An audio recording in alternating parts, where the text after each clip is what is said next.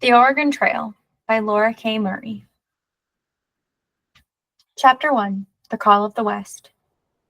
In the mid-1800s, the West offered Americans a new beginning. It offered land, freedom, adventure, and wealth. During this time, an estimated 300,000 to 500,000 people migrated west. Many sold their farms and packed up their wagons. They hitched oxen to covered wagons. Thousands headed for a place known as Oregon Country. This area did not belong to the United States until 1846. The early pioneers called themselves immigrants. The emigrants' epic route is known today as the Oregon Trail. Until 1869, the Oregon Trail was the main land passage from the Missouri River to the Pacific coast. The trail stretched approximately 2,100 miles. It cut through the present-day states of Kansas, Nebraska, Wyoming, and Idaho. It ended in western Oregon.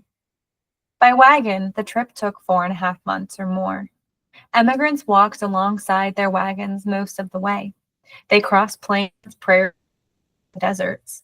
These landscapes were known to most of them, but Native Americans had lived in these places for thousands of years. The Oregon Question. In 1818, the United Kingdom and the United States made an agreement about Oregon Country. People from both nations were already settled there, but there was no clear boundary between British and American land. Citizens of both countries lived in Oregon. The border issue became known as the Oregon Question. As more Americans moved into Oregon, the United States wanted to settle the question once and for all. The Oregon Treaty of 1846 finally set the northern boundary. Oregon Treaty of 1846. From 1818 to 1846, both the United States and the United Kingdom had claims on Oregon Country. What do you notice about the treaty line of 1846? How has this influenced borders today? The Oregon Trail soon became a system of alternate routes and shortcuts. It helped pioneers reach such places as Utah, California, and Montana. The trail opened a new gateway to the West. A difficult journey. The journey along the Oregon Trail was not easy. Emigrants faced many dangers. It is believed 20,000 emigrants died on the trail. They were often buried along the trail or in the trail itself. Many Native Americans offered emigrants help. They also traded with emigrants. But as more emigrants traveled west, they took land and resources that had belonged to Native Americans. They also spread deadly diseases. For immigrants, their future lay at the end of the Oregon Trail. The journey to this wild land seemed endless. They traveled one slow step at a time, but they had hopes. Some were drawn by affordable land. Mormons veered toward Utah in search of religious freedom. Others turned south after the discovery of gold in California. For all immigrants, it seemed the western frontier promised a better life. Their adventures along the Oregon Trail and settlement in the West changed the United States forever. Perspectives. First, American settlers were not the first to go west of the Mississippi River. Long before travelers used the Oregon Trail, around 3 million Native Americans lived between the Mississippi and the Pacific. Other people beat Americans west as well. They came from several directions. The British came to Oregon Country from Canada. The Spanish came through Mexico to California, Texas, and other regions. The Chinese and Russians also arrived on the Pacific coast by ship. Usually Native Americans, including the Shoshones, were friendly to the emigrants. Chapter 2: Exploring Oregon Country. In the early 1800s, the United States was acquiring more land. The country nearly doubled in size with the Louisiana Purchase of 1803. The new land included nearly 830,000 square miles between the Mississippi River and the Rocky Mountains. Americans began exploring this new territory. In 1804, Meriwether Lewis and William Clark led a famous western journey. But their route to the Pacific coast was too difficult for families and wagons. One huge obstacle stood in the way: the Rocky Mountains. In 1812, fur trader Robert Stewart and his group found a 12-mile wide gap through the Rockies. Stewart had heard about the pass from a Shoshone guide. This pass made it possible to travel more safely between the plains and Oregon Country. It was later named the South Pass. It would become an important part of the Oregon Trail, but people did not realize its importance for years. Many people still believe the journey west was far too dangerous for families. A booming business. In the early 1800s, the fur trade was booming in Oregon country. Mountain men trapped beavers and other animals. Then traders sold the pelts to be made into popular fur hats. The trading post Fort Vancouver was built in 1824. Fort Vancouver became one of the final stops on the Oregon Trail, but demand for fur began to decrease in the 1830s. Beavers had become sparse from overhunting, and the fur trade declined. Mountain men and missionaries. For several decades, mainly traders and fur trappers explored Oregon country. They were known as mountain men. The mountain men began to settle the area. They marked trails and connected paths used by Native Americans. These routes would become parts of the Santa Fe, Oregon, and California trails. Mountain men often formed friendly relationships with Native Americans. They also established trading posts. In 1834, Nathaniel Wythe built Fort Hall along the Snake River. It was located in present-day Idaho. Fort Hall became an important stop for early immigrants along the Oregon Trail. Wythe built another fort in Oregon country's Willamette Valley. The valley's soil was fertile and good for farming. People began to settle there. Missionaries were the next to travel west. Reverend Jason Lee set up a mission in Oregon in 1834. Another missionary, Dr. Marcus Whitman, made a trip west in 1836. Whitman's group included his wife, Henry and Eliza Spalding. Narcissa and Eliza became the first white women to cross the Rockies. Their wagon was the first to travel west of Fort Hall. They wanted to teach Christianity to Native Americans, but often missionaries did not try to understand the Native Americans' lifestyles, dress, beliefs, or cultures. By 1840, wagons were gradually reaching the Willamette Valley. Many more were about to arrive. Perspectives, disease, and violence. Marcus and Narcissa Whitman were missionaries among the Cayuse tribe in present-day Washington. The relationship was tense. The Whitmans did not try to understand Cayuse culture, and the number of immigrants arriving in the West grew. They brought new diseases that killed thousands of Native Americans. The Cayuse became suspicious. In November 1847, a measles outbreak killed many Cayuse children. A group of angry Cayuse killed the Whitmans and 12 other people at the mission. Violence between the Cayuse and whites followed. This became known as the Cayuse War. Chapter 3: Oregon Fever. Small wagon parties traveled the Oregon Trail in 1840 and 1841.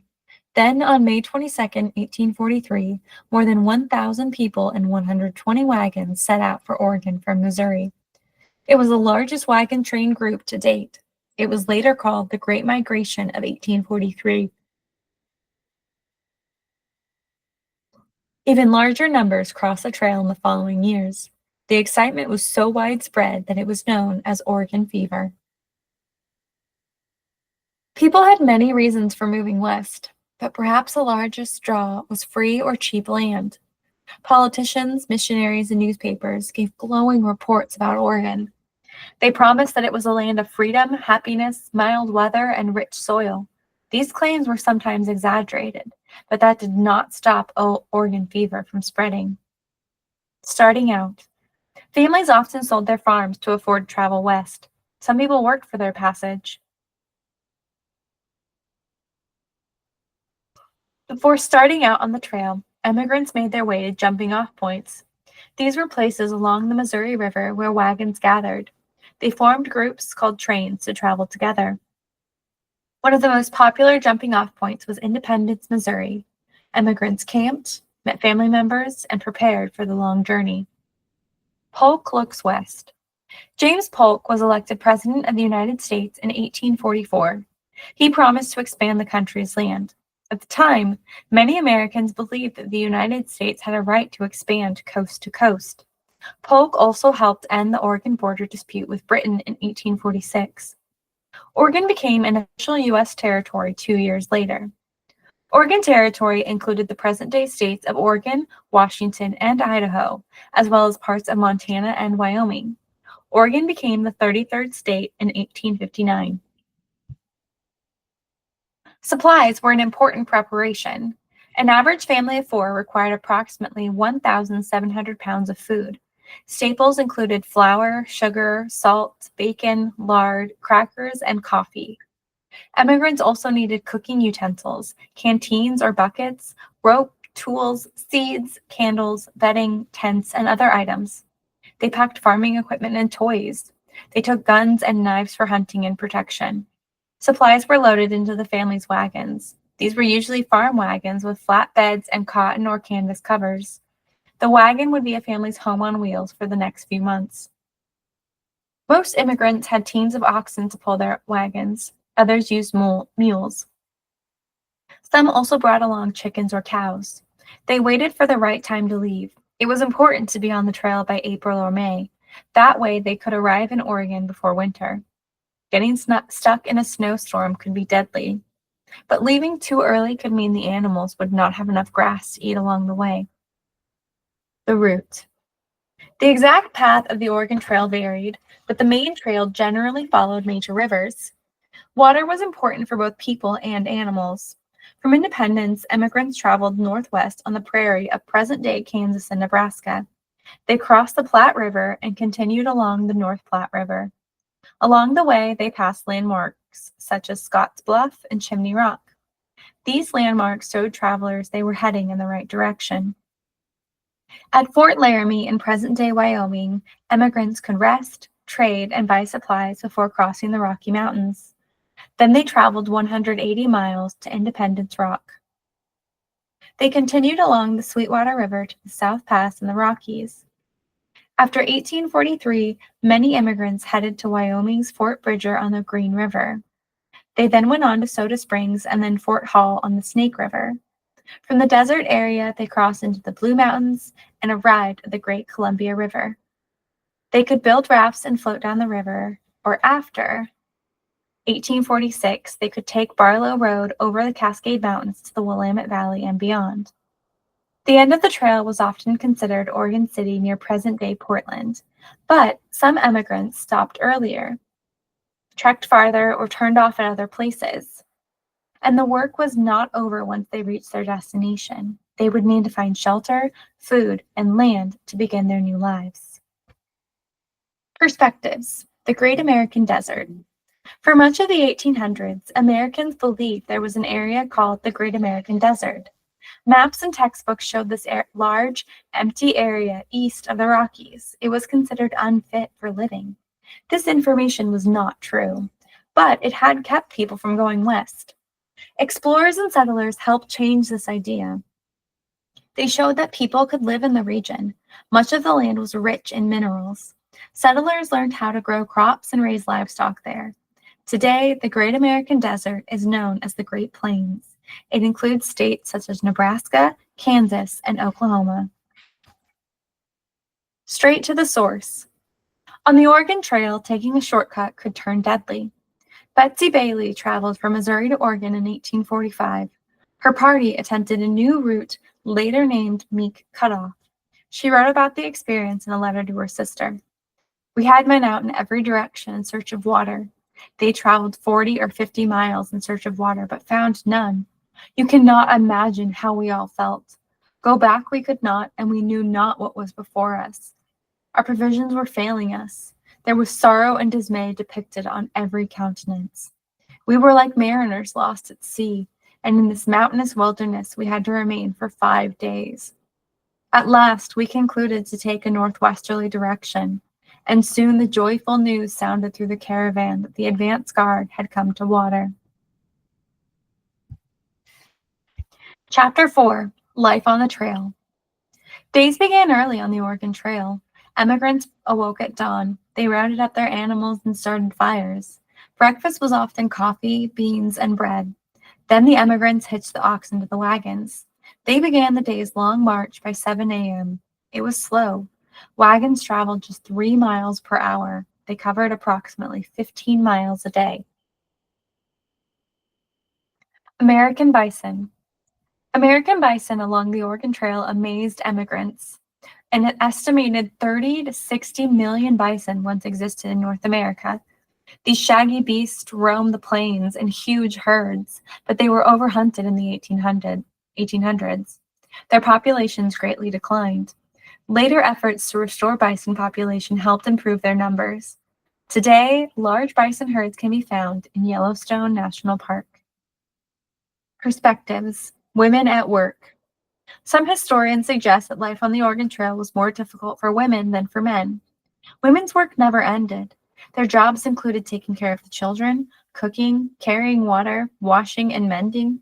Some even learned to bake pies over hot rocks. But women also drove ox teams.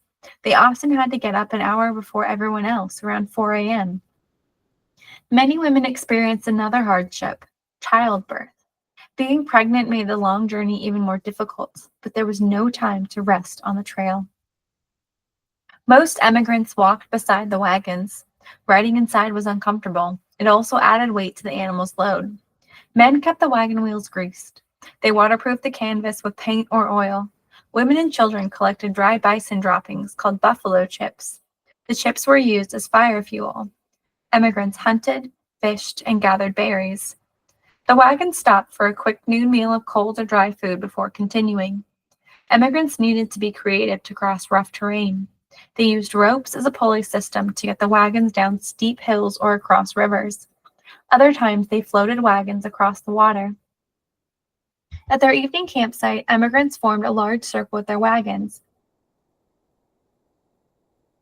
Supper usually included bacon or bison meat, bread, and coffee.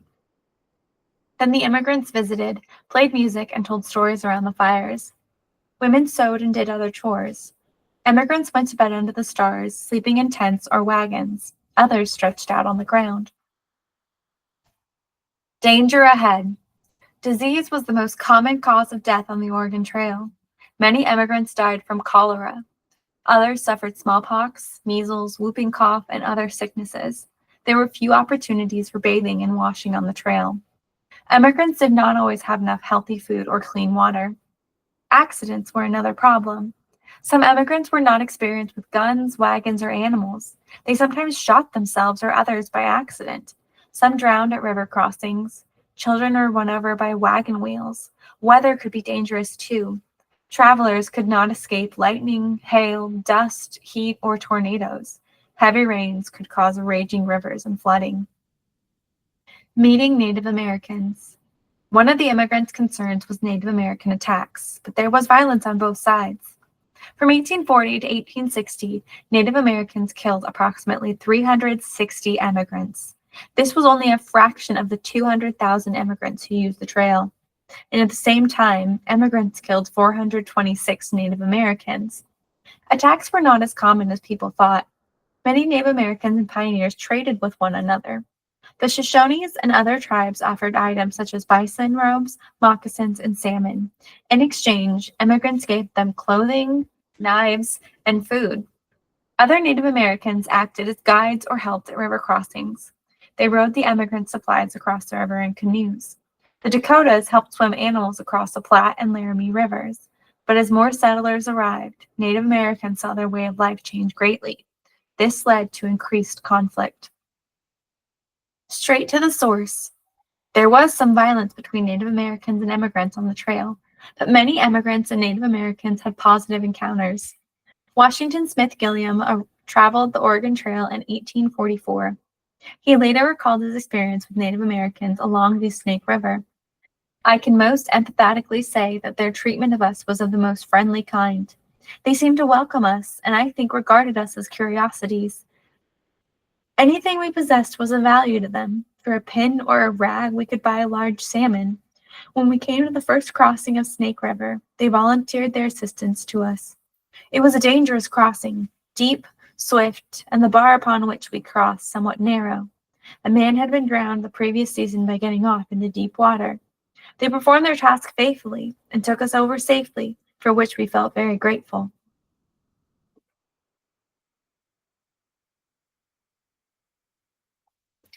Chapter 5.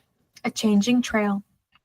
Over the years, the trail became a network of worn wagon roads. It became easier to travel. Ferries and bridges were built, as were more forts and trading posts. Thousands of immigrants streamed to Oregon each year. Between 1843 and 1845, the population of the Willamette Valley grew from 1,500 to 6,000. Other types of travelers began using the Oregon Trail. Mormons came from Illinois, where they had experienced violence because of their religion. Led by a man named Brigham Young, Mormons turned south off the trail at Fort Bridger. In 1847, they arrived in Utah Territory near the Great Salt Lake. Thousands of Mormons made their home in Utah in the years that followed. Then in 1848, gold was discovered in California. Gold seekers rushed west, but they were more interested in gaining riches than in settling land. From 1849 to 1860, nearly 280,000 immigrants headed west. Most of them were bound for California. Oregon was quickly growing too. Congress passed the Donation Land Claim Act of 1850, also called the Oregon Land Law. This allowed settlers to claim large pieces of land for free. The settlers were required to live on and work the land for 4 years. Other land claims followed, which helped encourage Western settlement. In 1850, Oregon's population was around 12,000. It grew to more than 170,000 by 1880. Reminders of the past. Oregon Trail immigrants left their mark on history, but they also left marks we can see. Approximately 300 miles of ruts from immigrants' wagon wheels remain. They are visible in parts of the Oregon National Historic Trail. As immigrants passed Independence Rock, many marked their names on the towering granite formation. Visitors to Wyoming's Independence Rock Historic Site can see those markings today. In addition, immigrants left behind diaries and other accounts of daily life on the trail. Decline of the trail.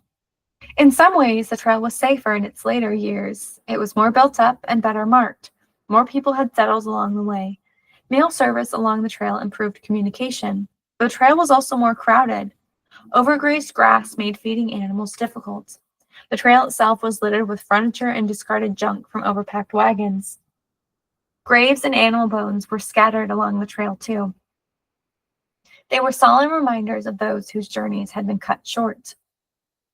As more people used the trail, tension between Native Americans and immigrants increased. Immigrants took land and resources that had belonged to many Native Americans. Many settlers treated the Native Americans unfairly. The groups clashed throughout the country, so the U.S. government sent troops and built forts.